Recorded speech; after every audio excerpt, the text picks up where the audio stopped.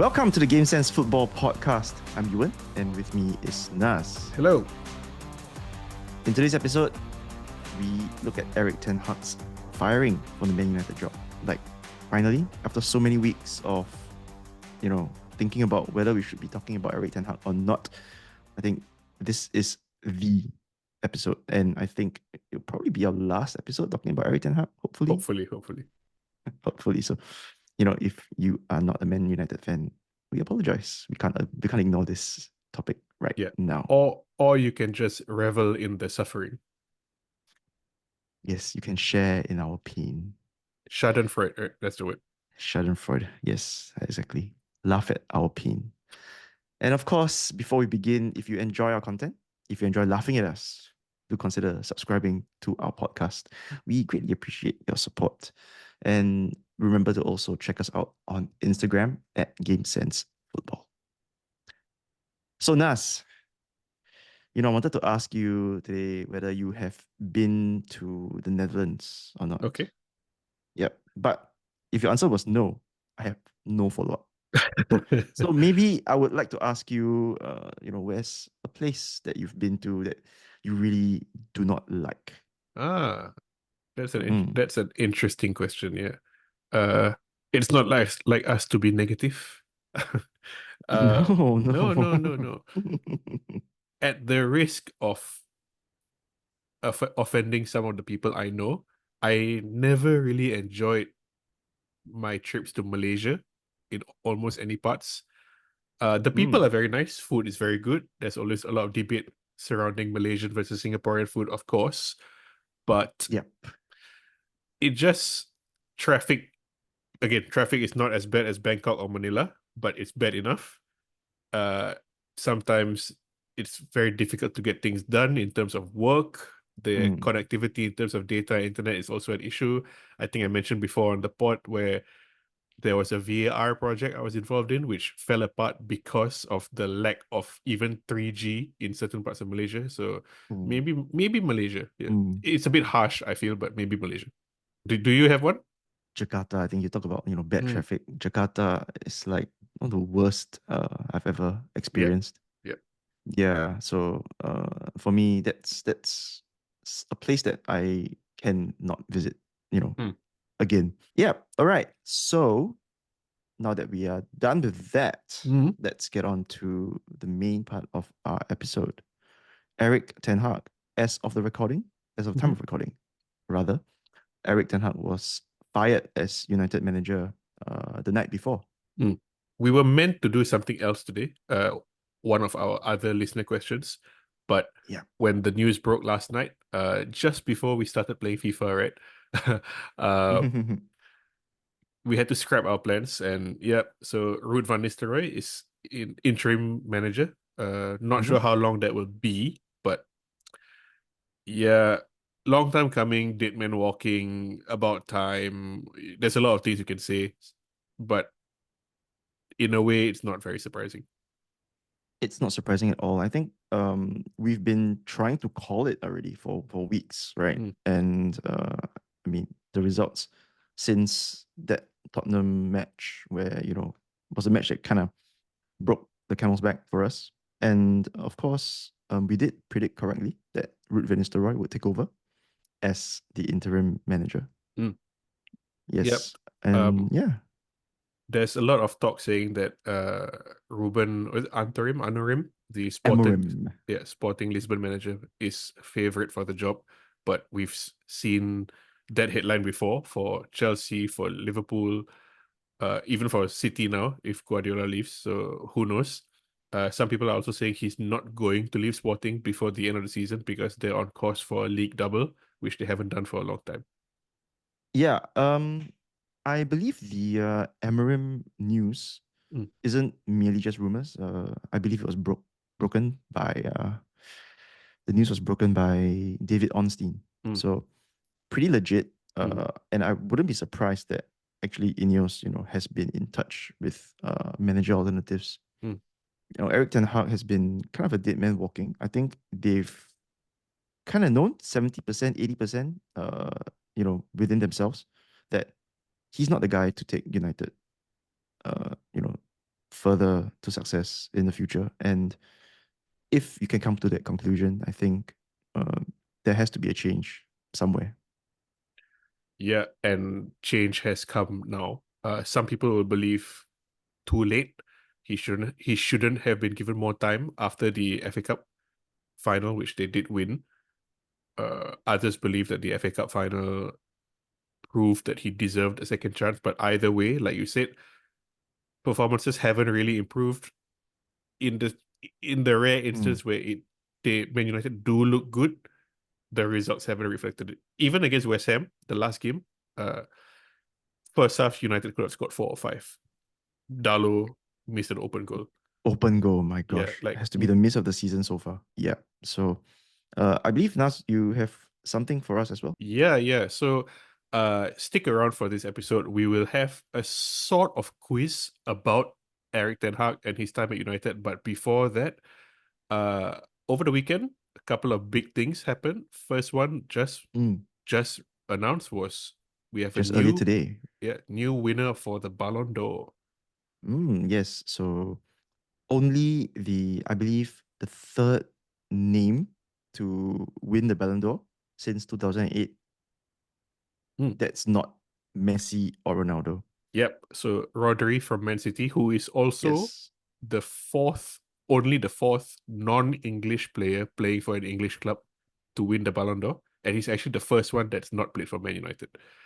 Just to keep it a bit Man Uh, United related, Rodri, deserved winner for the Ballon d'Or, yes. best midfielder in the world for the past few years, most important like cog in the Man City machine, and obviously also a very important part of the Spain team that won the Euros. Yeah. Well deserved. And in second place is Vinicius Junior Mm-hmm. from Real Madrid, and his Real Madrid teammate Jude Bellingham in third. Yeah, and the Real Madrid. quite surprising or maybe even petty news is that Real Madrid sort of heard early on that Mm. their players were not going to win the award, so they decided not to show up at all. Maybe it's something to do with, the recent loss also in the El Clasico. Yeah, Friday night was it where they got hammered 4-0 by Barcelona. Uh, Absolutely whacked. Yeah. Smashed. Could have been more. Lewandowski scored 2, could have scored at least 4. Mhm. He also missed an open goal, hit the post. Yep. Barcelona played very well. They are very, very, very good under Hansi Flick, and they've been very good dealing with a lot of injuries also. Yeah. So this season, I think we are going to see the last season of Carlo Ancelotti in charge. There's a lot of talk of how his time is up. He's like no longer relevant. Yeah, but yeah. So speaking of managers who are possibly no longer relevant, uh, Erik Ten Hag, like we said, gone. How do you feel about that, Nas?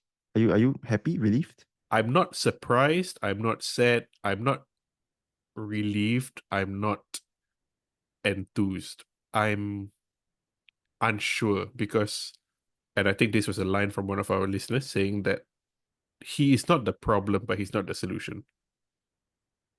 Yeah, I think so true. Yeah. Very true. So maybe, That's the thing. Yeah. yeah, maybe Van Yeah. Nistelrooy could be the solution. Maybe I don't know. He could be worse. Who knows? I'm not. So to be very honest, I'm not very positive about whether or not Van Nistelrooy can succeed. Mm, Partly because, one of the things that has bogged us down this season is our lack of goals, right? mm, And who's the guy who's probably coaching shooting in the team, yeah. scoring, right? And that would have to be Van Nistelrooy. Okay. But let's now look back at Ten Hag's time at Mm, United. And like we said, there's a sort of quiz. It'll just be me asking questions and Ewan trying to answer. There won't be any points, but it'll take us through our former manager's time. Okay, yeah. let's start. So Hmm. Ten Hag appointed for the 22-23 season. Okay, and Yep. in the summer of 2022, they went to Bangkok to play Liverpool in a friendly. United Okay. won 4-0. Who scored? Youth players, I guess, like Joe Hugo. uh, good guess, but no. Jadon Sancho Fred, Jadon Sancho, Anthony Martial, and Facundo Pellistri. Looking at these names, obviously they've all left. And mm-hmm. Sancho, we'll get to Sancho later. Fred Yep. is a name that was always sort of maligned among the United fans, but I think after he left, you sort of most of us realized like, we could have done with a Fred. I've always thought that Fred was an elite level presser, right? Yeah. He could do that, especially if we have him on the bench and he comes on in the second half when everyone is tired. Man, that guy's like you can't get him off your heels. He's a machine, and he's not like a mindless guy just running after the ball. He knows when to go in and stop. So yeah, they beat Liverpool 4-0. They had a few more games after that against, I think, Atletico and Rayo Vallecano, and all the results were kind of mixed. Then the Premier League season started, and one constant in the 2.5 ish years Ten Hag was at United was that every season started horribly. Yep. That first season started with 2 losses. Do you remember the results? 4-0 Brentford. Brentford was the second game, but that's the one people remember. Yeah, the first one was against Brighton, and we lost Brighton, 2-1. I remember. Yeah. 2-1, yeah. The Brentford game was particularly bad, and at least 2 of the goals came from United trying to play out the back and David De Gea giving the ball away. I think the third game was against Liverpool, right? And we turned it around. Was it 2-0? 2-0 victory? 2-1. 2-1 victory. That third game is actually my next question. So 2-1 against Liverpool, that's not the answer, but Jadon Sancho scores the first goal in that game. Oh, I remember that. Van Dijk was right in front of him inside the penalty box. Didn't go for him. Just stood there to try to block. Yeah. Then Sancho shifts the ball and Van Dijk is like out of the picture. Such a waste, Jadon Sancho. But so he scores then. He plays a few more games and then disappears for a long time. He was playing FIFA. Yeah. So he was right. He was playing a lot of FIFA during this period. He was playing a lot of FIFA. Like clear his head mentally or something. Ten Hag was like giving him time off apparently. Yes. Time off in the Netherlands. He was training with OJC Rosmalen, who is managed by one of Ten Hag's old assistants. But yeah, so he was in the Netherlands. I guess not chilling, but there to clear his head. He wasn't selected for the World Cup squad, and apparently it affected his mental health, mental well-being. Yes.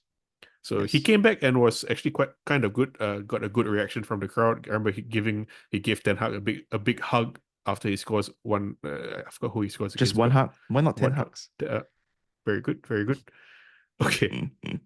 So in that season, United get to the quarterfinals of the Europa League. This is the first season under Ten Hag, 22-23. We also lose in the FA Cup final, but we win the League Cup. So first season, quarterfinal, final, and 1 trophy. Can you tell me who knocks us out of the Europa League, who we lose to in the FA Cup final, and who we beat in the League Cup final? We lost to Man City in the FA Cup final. Correct.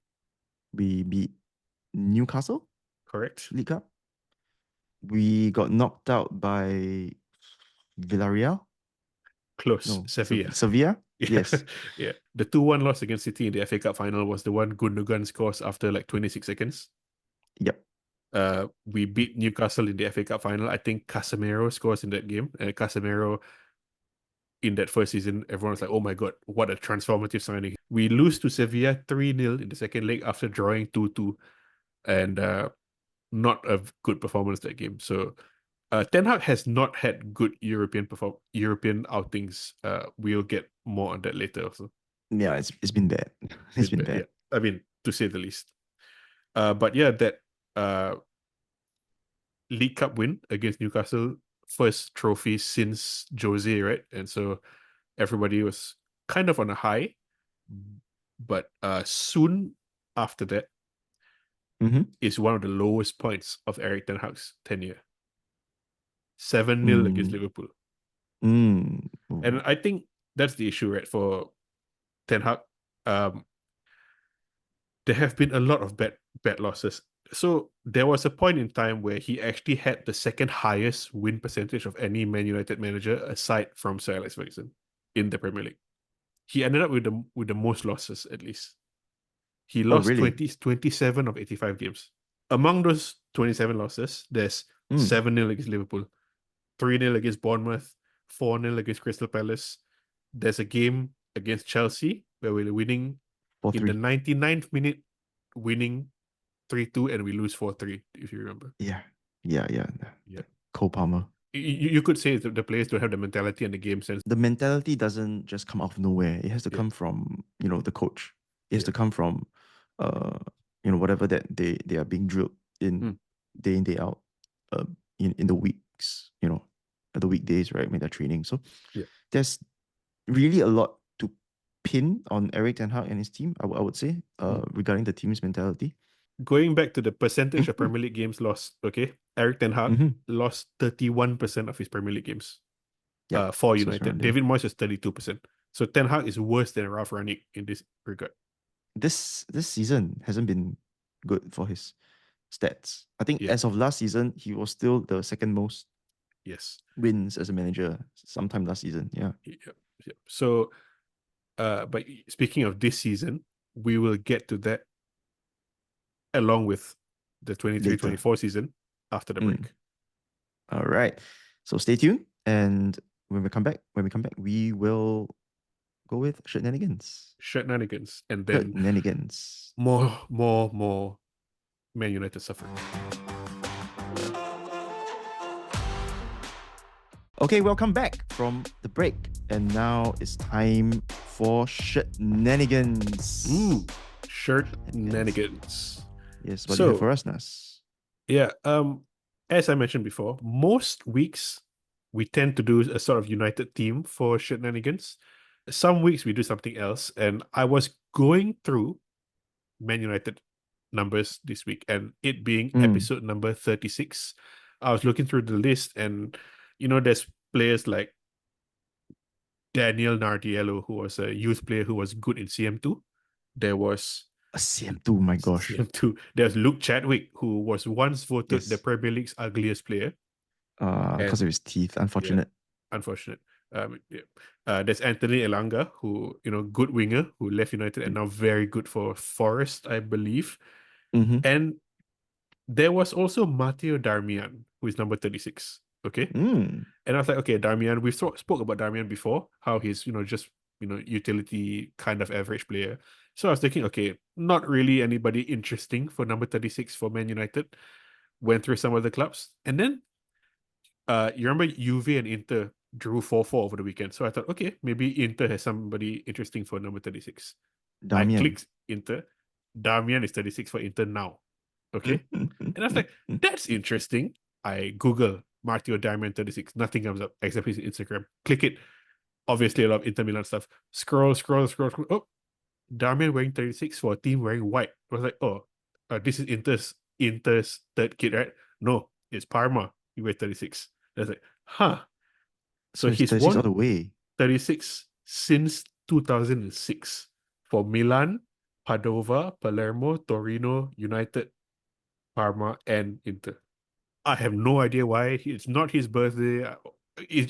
From what I can tell, it was just his first number given to him when he broke into the first team at Milan, and he's just grown attached to it. I could be wrong, but if anybody knows, please let us know. Yeah, so that's shenanigans for this week. Matteo Darmian.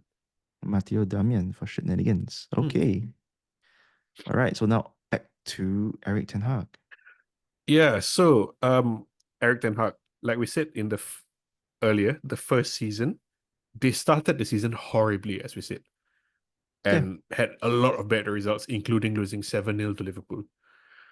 But they still finished top 4, if you remember. Yeah, third, I believe. Yeah. So that meant that in 23-24, which is last season, they are in the Champions League.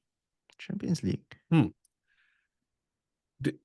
the Champions League, for the draw, they're in pot 2, okay? And they're put in Group A. Do you remember who else is in Group A? With United last year. FC Copenhagen. Correct. Bayern Munich. Yes. Galatasaray? Very, very good. I wouldn't have got the last one. Yes. Yeah. Yes. So follow-up question. Yeah. Bayern, Copenhagen, Galatasaray. How many games did we win? 1. Correct. Do you remember that game? That was a game against Copenhagen, I believe, Mm-hmm. at home. Yeah. Copenhagen, Harry Maguire scores the winner, and Andre Onana saves the penalty at the end. Yep, yep. So United finished bottom of Group A, out of Mm-hmm. Europe totally.